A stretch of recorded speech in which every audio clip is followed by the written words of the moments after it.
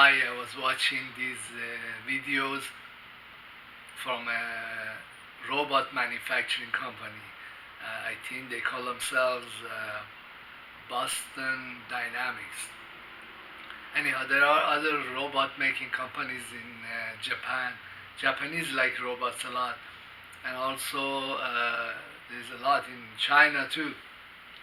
Anyhow, I was watching this robot make all these gymnastic moves, really making somersaults, and then I was watching other ones that were like a donkey carrying load around, and there was another one that could jump on top of the buildings, and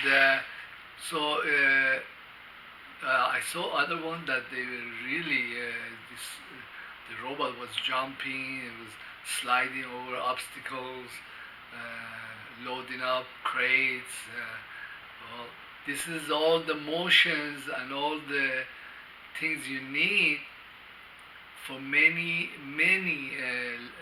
blue collar jobs.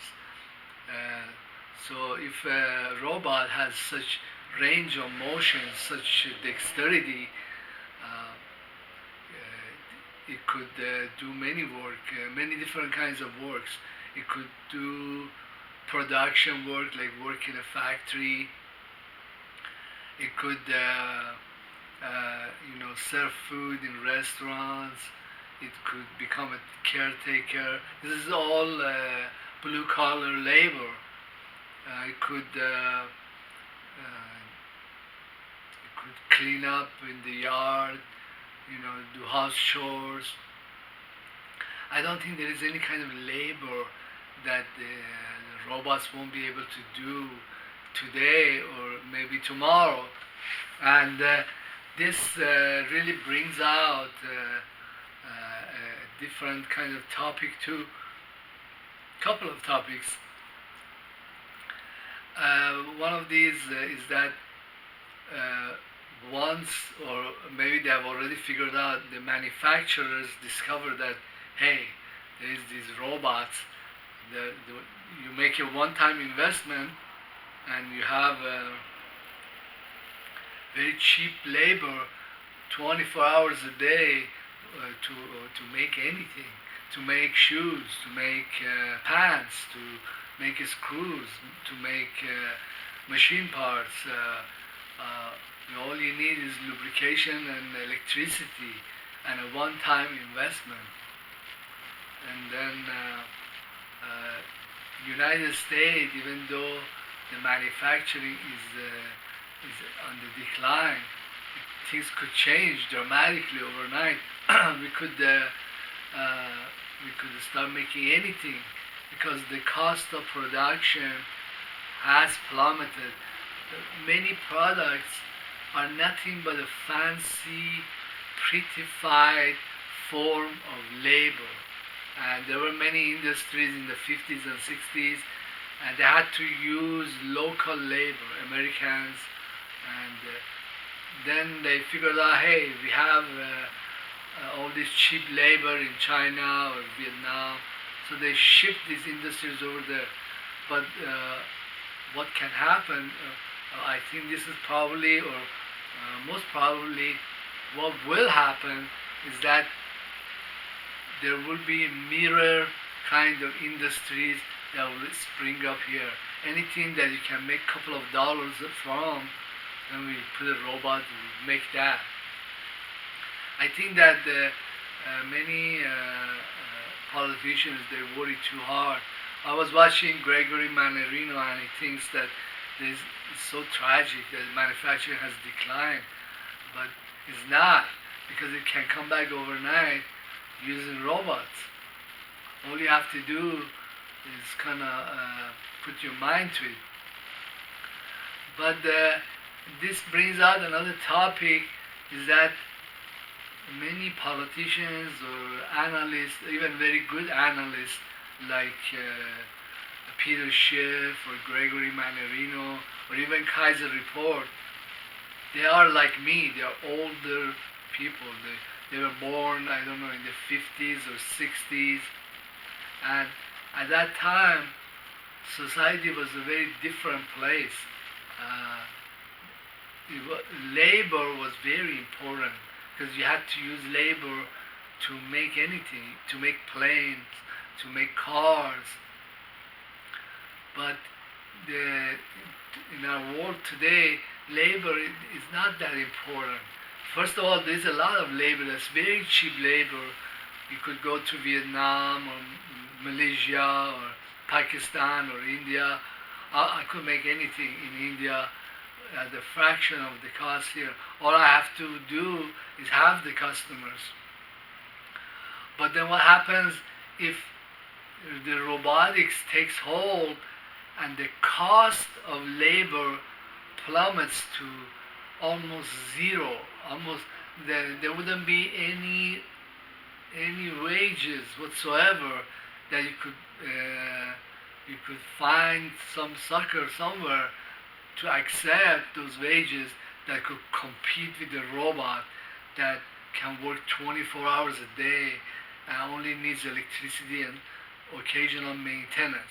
I mean, I'm just trying to show that the cost of labor wants to collapse, wants to come to zero, and then what will happen is that the cost of production will collapse too.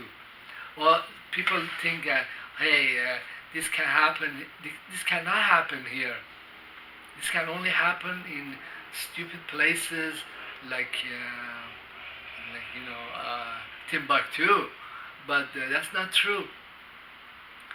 A technology can evolve. Uh, Technology and knowledge or sciences, they cannot be put in a box and somebody has total control over it because it's impossible. For example, I have many examples.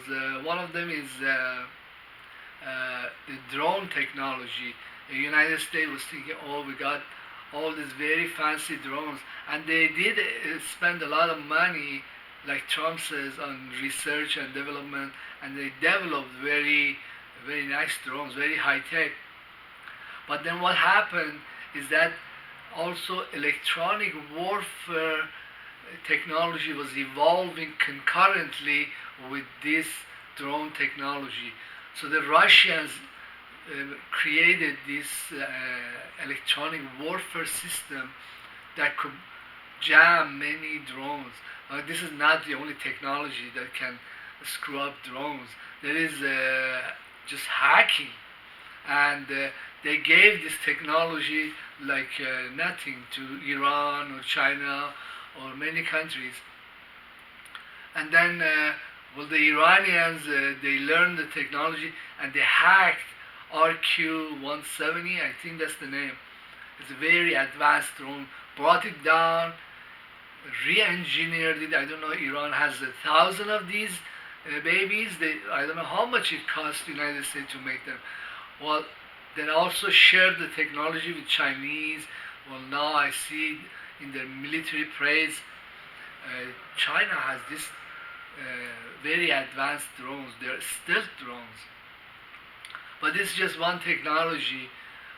What will happen with Boston Dynamics robots and many such technologies, anything, even 3D printing or nanotechnology or AI, is that the American government or military would say, oh, we'll just use these in the battlefield, and they use it, and then by chance one of these gets hacked or gets shut down, or somebody shoots it with the anti-tank, and the other one gets slightly damaged, but they capture it, and then this whole process of back engineering will continue, but not this time, not on drones, but on advanced robots, military robots, or advanced AI.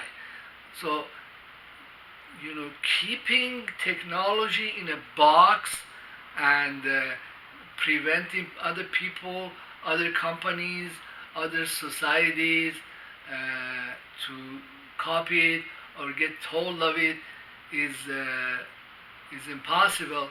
And also, what has happened is that so much technology that was developed painstakingly with a lot of research money in DARPA and other places, it leaked out or it was shipped out or outsourced to all kinds of places.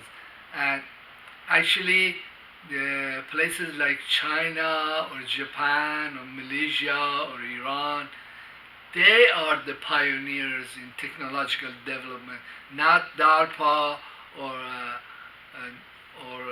anybody else that we know here.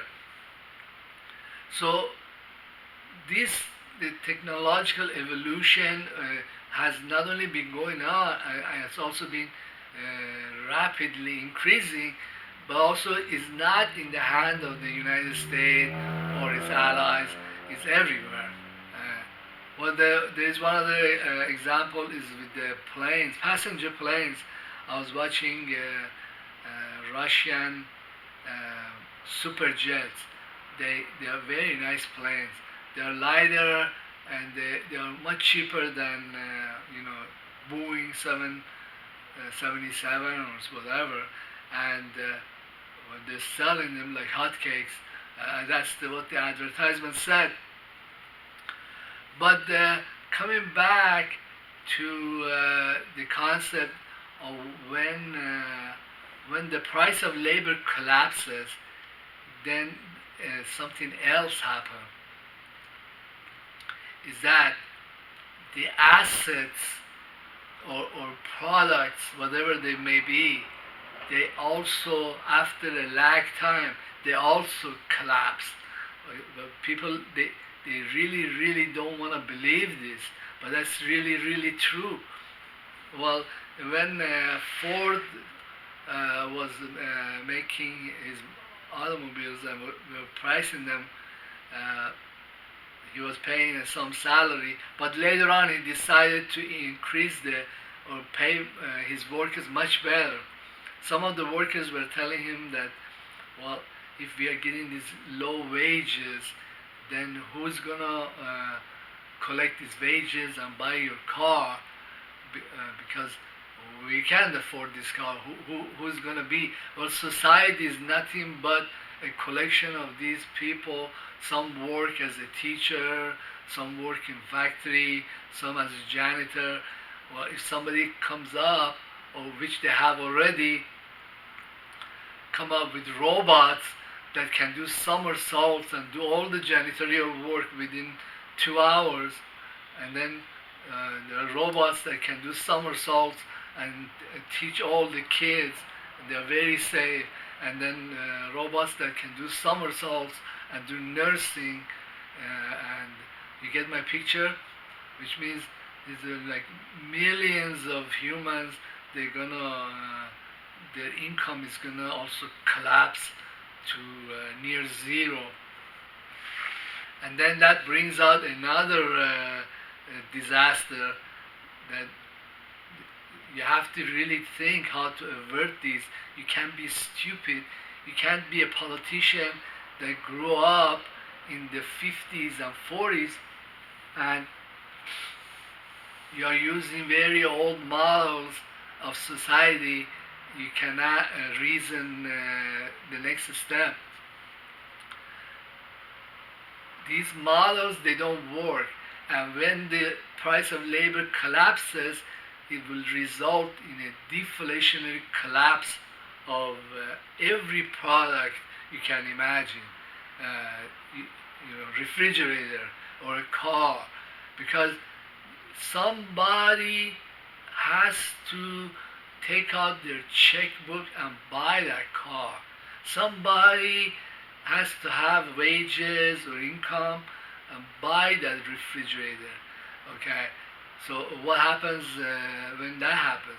Well, this collapse can also cascade into the company share price or company valuations.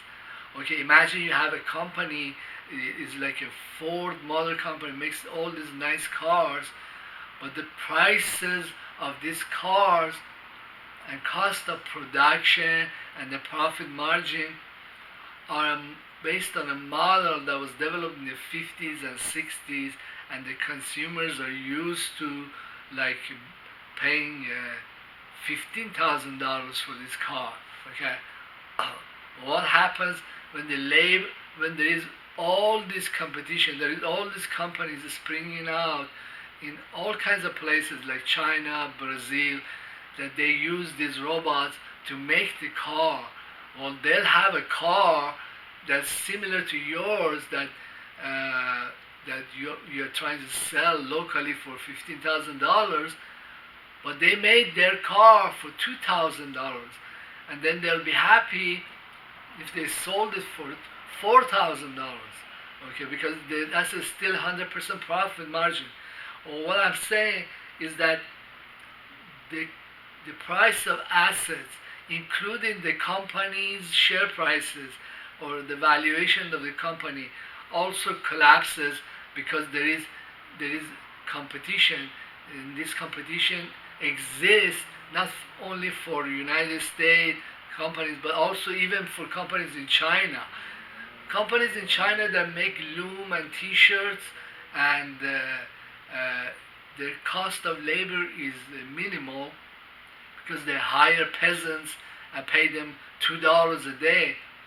They can go out of business because even they might not one day be able to compete with a robot that works 24 hours a day and requires occasional lubricants and electricity and maintenance. Okay, so there has to be a radical change in the way people make income, because either by taxing the robots or taxing the companies that have grown like Amazon, they use these new technologies, they have to pay back into society. So there is a base of income with many people that they can afford to buy these things. Then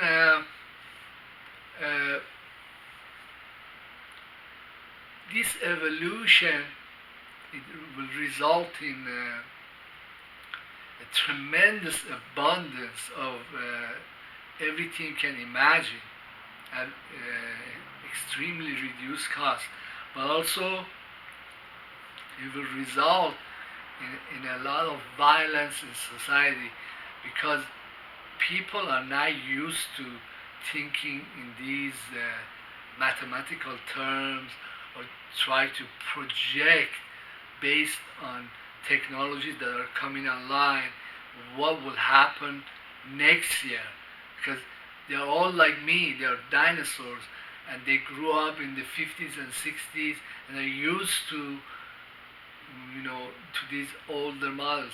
In fact, these older prices and older models and older ways of thinking and stupid politicians who have these metrics and ways of thinking, they are themselves a huge liability to the population, because if the population had any smarts, they will institute mechanisms where they will make sure that there is a base of income in society, that it could buy stuff.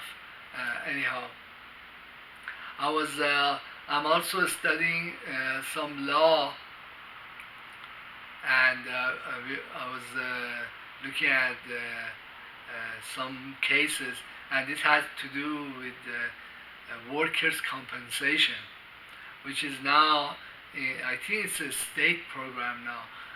This is next to unemployment insurance and myriad of other little programs the states have. For example, they have programs for disabled and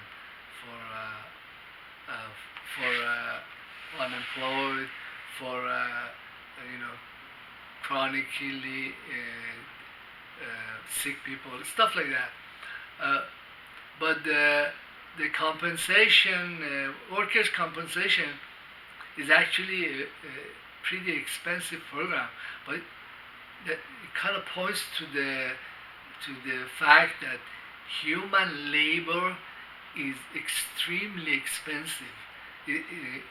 Humans, okay, they, they, they are unable, their biological system cannot function like a machine.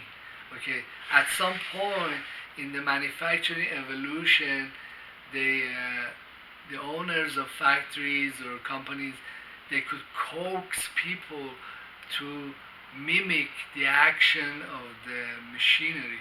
For example, I worked in production factory and we were making many metal parts. I would, for example, in one operation, I would use a very big machine to punch holes in a huge sheet of metal, okay, and make all these parts, and then the rest of the sheet of metal would be nothing but the punched holes, and would discard that, okay. And this wasn't just one operation. I would like within a 3 hour or 4 hour period, I would make thousands of parts. Okay, so the way I work, I'm a human, a biological system. I I mimic machinery. Okay, but even a best production worker, you have to give them break. People get tired. Usually, I think factories, you have to get a 15-minute break in 3 hours, or and then lunch, half-hour lunch in 4 hours. Then you come back, and then you work a couple of hours, another 15 minutes, and then another 2 hours. Then you got your 8 hours. For me, even if I was the very best worker, uh, I could never compete with the robot. I couldn't compete with the automated systems. Well, I use another example. I used to be a quality assurance inspector, like I use mechanical inspection, and we had statistical norms that you check on a bin so many of the parts, and if so many are bad, then you reject the whole bin, something like that. But then later on, like about 15, 20 years later, and this is itself happened 10 years ago, I went to get that job back. I went into a metal fabrication or machine shop, or it was really a factory by then. And the owner, the engineer, told me that they are making 10 times as much stuff with the same kind of number of workers that they had in the 1960s. And then he showed me machinery that all the pieces were falling into slots. It was very automatic. It was like a robot, but it doesn't look like a Boston Dynamic robots, but it was really a robot, and it would check, or with grooves you could tell exactly all the dimensions of a part, and would check against the norm that they wanted, and the parts that they didn't want would be spit out on a different bin. I mean, it's like a quality assurance inspector as human will check every single part, every single dimension, okay, which is almost impossible for a human to do.